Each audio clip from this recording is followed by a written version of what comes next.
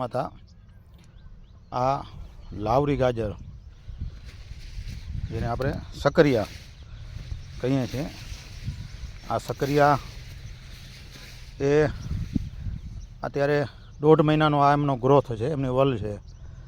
ખાસ કરીને ગાયોને ખવડાવવા માટે સકરિયા વાવેલા છે. એની જે વલ છે એ ખૂબ તેજ ગતિએ વધે છે, ખૂબ ઝડપથી વધે છે. આનો વઢ કરી અને ગાયોને ખવડાવવાથી ગાયોના ફેટ પણ વધે છે, દૂધ પણ વધે છે અને ગાયની તંદુરસ્તી પણ સારી રહે છે.